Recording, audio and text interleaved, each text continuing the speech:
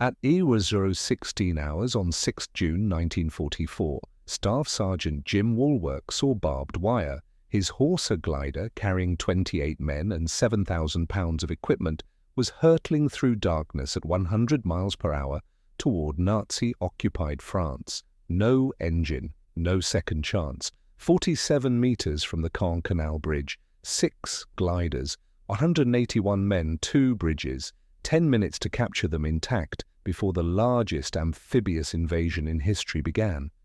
The air inside Woolwork's glider smelled of canvas, sweat, and fear-soaked wood.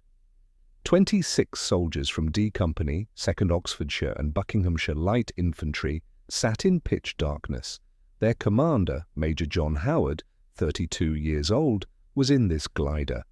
Lieutenant Den Brotheridge sat closest to the exit ramp, checking his Sten gun for the 40th time. Each man carried a Lee Enfield rifle, 9 hand grenades, 4 Bren gun magazines. The glider was overloaded by 250 pounds. This was D-Day's first mission. Before the paratroopers dropped, before the bombers struck, before 156,000 men hit the beaches, 6 wooden gliders had to land in the dark and seize 2 bridges the Germans were ordered to blow up. The bridges spanned the Caen Canal and River Orne, 5 miles from the Normandy coast. German defenders, 50 men from the 736th Grenadier Regiment. Behind them, the 21st Panzer Division with 127 tanks. 8 miles east, 12th SS Panzer Division. If those bridges were blown, the British 6th Airborne Division, 7,900 men, would be isolated east of the Orne with their backs to the river. German armour would have clear access to Sword Beach. The landing could fail.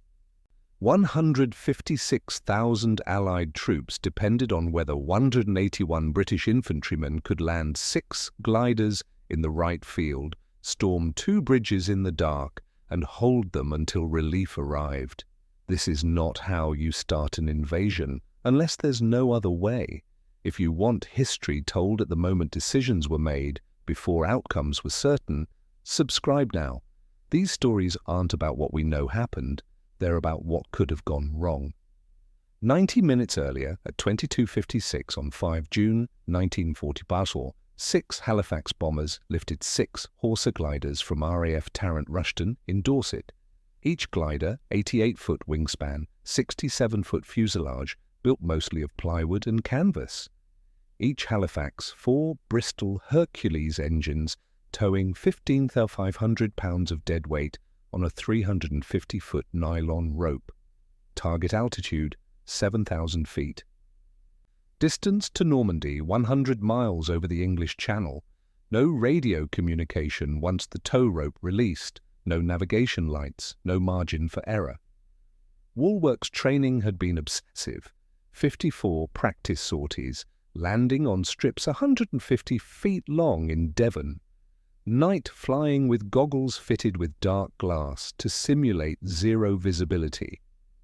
The mission required precision British planners said was impossible. Land within 50 yards of a bridge you've never seen. At night, in occupied territory, in a glider with no engine that can't go around for a second pass. Woolwork's response, give me the coordinates and the wind speed. At E00:07, the 6 gliders crossed the Normandy coast at 7,000 feet. Cloud cover, no moon, the pilots could see nothing. At 00:08, the Halifax crews reached the release point.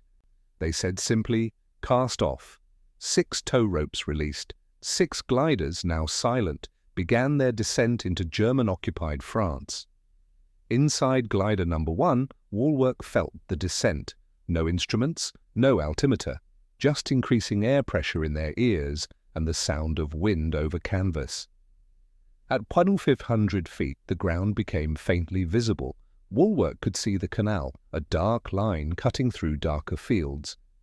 His co-pilot, John Ainsworth, was calling ranges. 1,000 yards, 800, 600.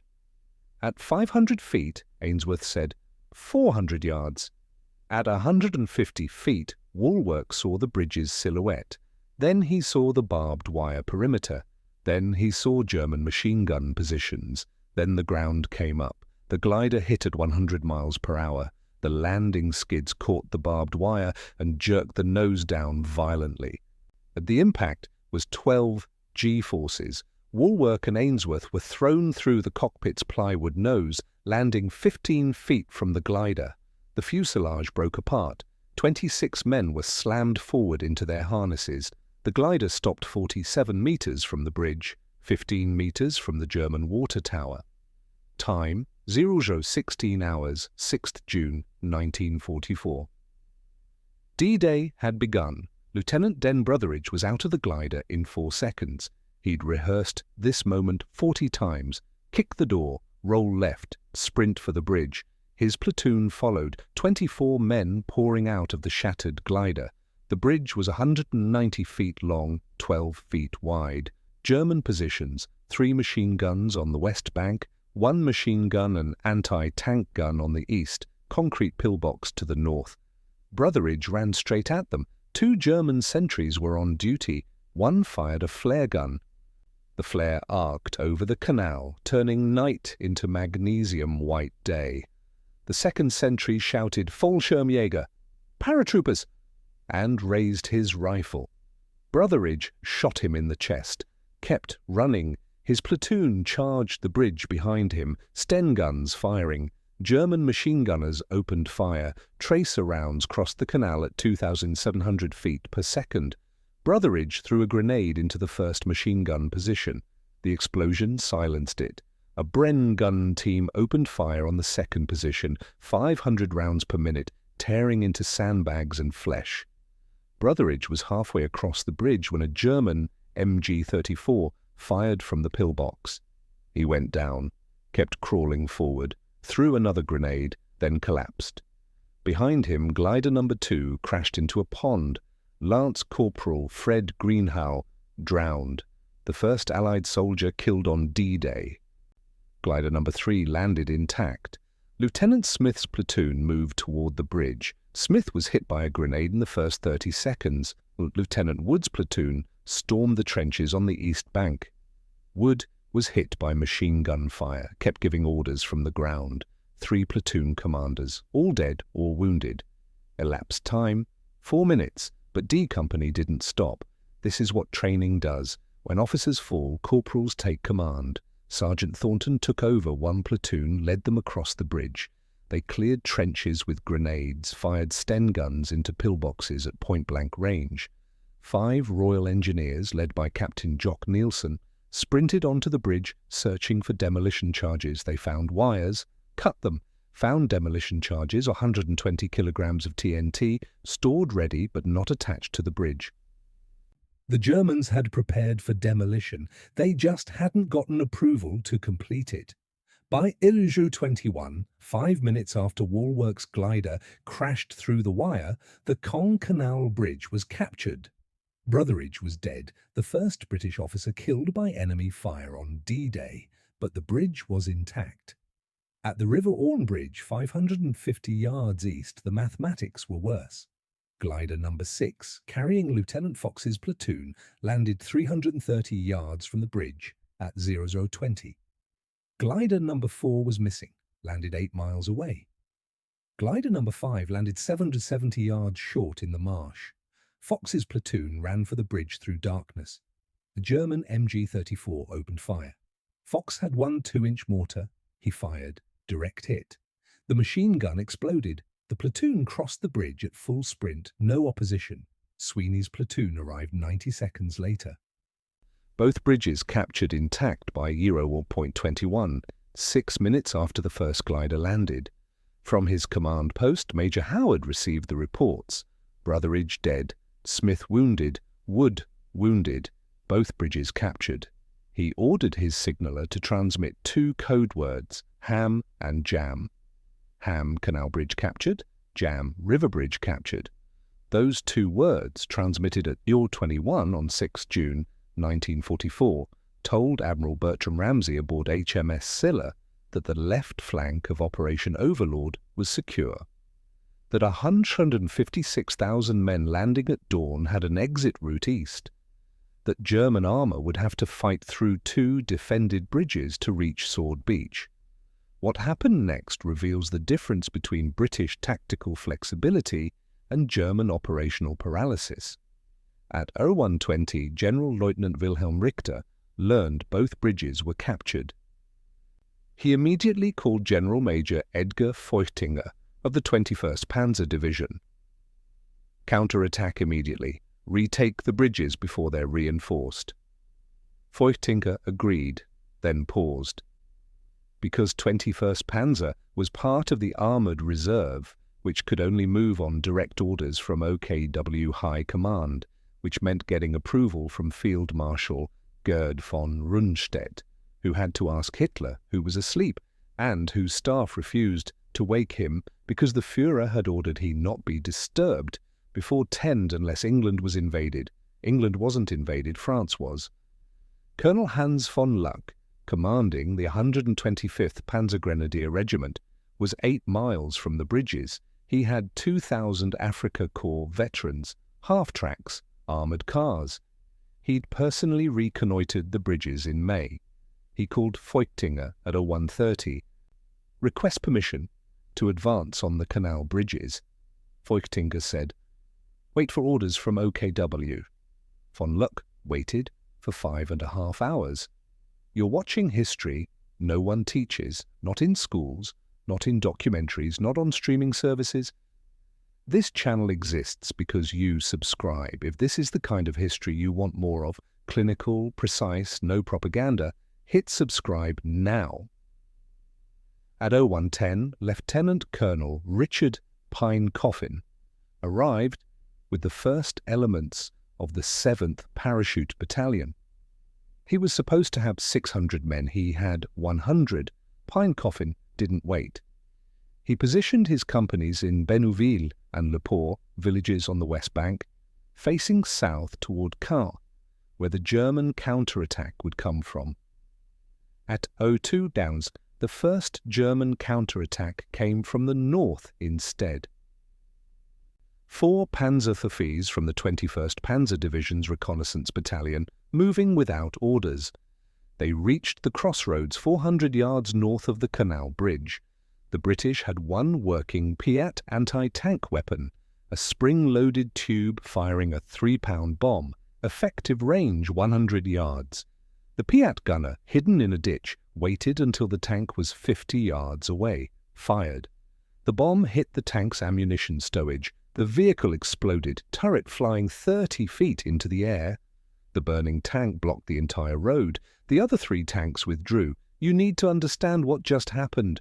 One British soldier with a weapon that barely worked just stopped a German armoured probe, not because the Piat was effective, it usually wasn't, because the road to the bridge was so narrow that one burning Panzer IV blocked everyone behind it.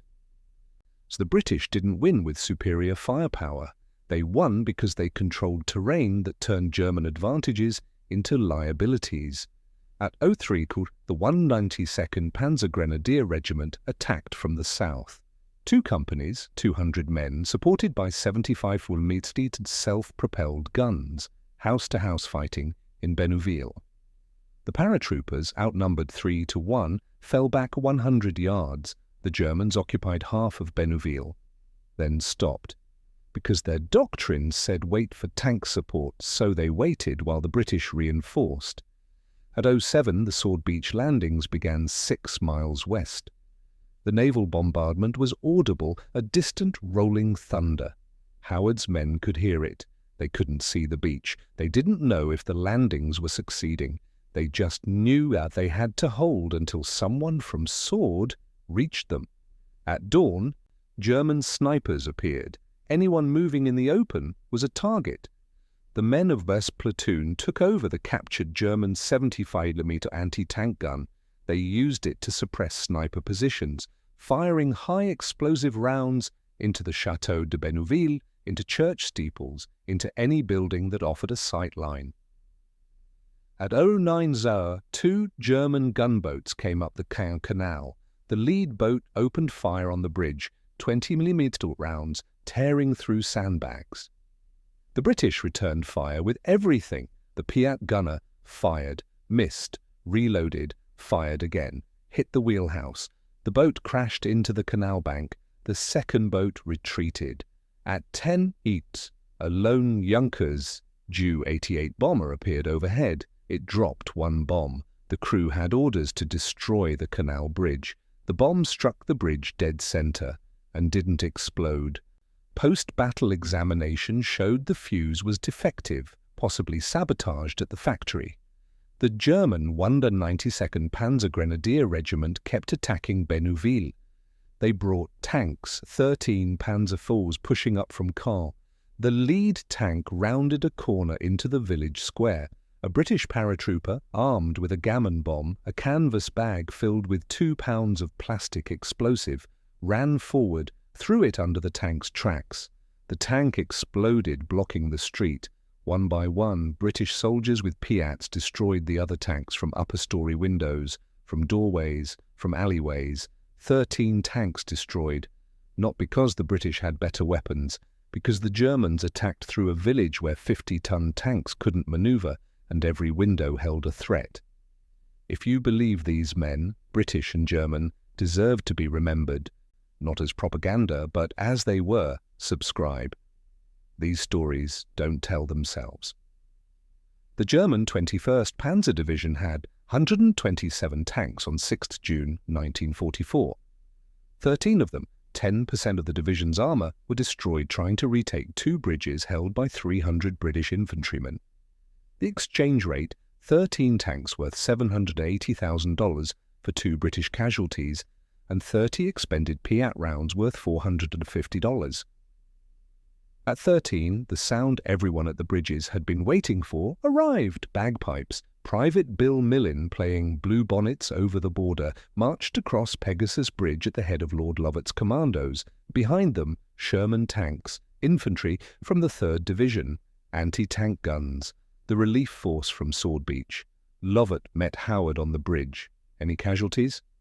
Howard, covered in brick dust and cordite residue, said, 2 dead, 14 wounded. Lovat looked at the destroyed gliders, the burning Panzer IV, the pockmarked concrete. He said, "Bloody marvellous, you've done it." At 21:15, the 2nd Battalion, Royal Warwickshire Regiment, arrived. They took over the bridge's defence. At midnight, Howard handed over command. His company walked through the darkness to Ranville. By the time D Company was withdrawn to England on 5 September 1944, after 3 months defending the Orne bridgehead, only 40 of 181 men remained. The rest were casualties, killed, wounded, or missing. The only officer still standing was Howard. The British calculated how much force was needed to capture 2 bridges and hold them for 13 hours. 6 gliders. 181 men, cost $2,400 for the gliders. The payoff: the entire left flank of Operation Overlord secured. Without those bridges intact, the 6th Airborne Division, 7,900 men, would have been isolated with German armour between them and the beaches. One side gave tactical commanders the authority to make decisions. Major Howard was told what to capture and when. How he did it was his decision. He trained for 6 months, rehearsed the assault 40 times. When the plan went wrong, 3 platoon commanders wounded, 1 glider missing, corporals took command and kept fighting. No one waited for permission. The other side had better equipment, more troops, armour superiority, defensive positions. But Colonel von Luck couldn't move without permission from Feuchtinger. Feuchtinger couldn't move without permission from Rundstedt. Rundstedt couldn't move without permission from Hitler. By the time that permission arrived at 12 Ulmschuer, 11.5 hours after the bridges were captured, British commandos and tanks from Sword Beach had already reinforced the position. Why didn't the Germans blow the bridges before D Company captured them? The demolition charges were stored 50 yards away, ready to attach. German engineers could have wired the bridges in 20 minutes. They didn't, because their orders said, "Prepare bridges for demolition. Do not demolish without permission from high command." That permission chain would have taken 3 hours minimum. The British captured both bridges in 10 minutes. The bridgehead, captured by the 6th Airborne Division, became the launching point for multiple operations. Operations Atlantic and Goodwood, the battles that finally liberated Caen, were launched from positions secured by the 6th Airborne. Air Chief Marshal Trafford Leigh-Mallory called the glider landings at Pegasus Bridge the most outstanding flying achievements of the war. Staff Sergeant Walwork put his glider 47 meters from a bridge he'd never seen at night, with no instruments except a compass and stopwatch, in a wooden aircraft carrying 250 pounds more than maximum rated load. The margin for error was 0. He hit 0. The awards tell you what mattered. Howard. Distinguished Service Order. Lieutenants Smith and Sweeney. Military Cross. Sergeant Thornton and Lance Corporal Stacey. Military Medal. Lieutenant Brotheridge. Mentioned in dispatches posthumously, 8 glider pilots, Distinguished Flying Medal, not for bravery, for flying. The Caen Canal Bridge was renamed Pegasus Bridge after the winged horse emblem of British airborne forces. The River Orne Bridge became Horsa Bridge. In 1994, the original Pegasus Bridge was replaced. The old bridge, the one Walwork crashed beside, the one Brotheridge died taking, the one 181 men held for 13 hours, was moved to the Pegasus Museum in Bénouville. You can walk across it today. The Café Gondré stood 30 yards from the canal bridge. At 6, after the bridge was secured, British paratroopers knocked on their door. The Gondrés became the first French civilians liberated on D-Day. The café still operates, the family still runs it. British veterans visiting Normandy still gather there. 6 gliders captured 2 bridges at Bénouville in 10 minutes because the British gave tactical commanders autonomy and the Germans didn't.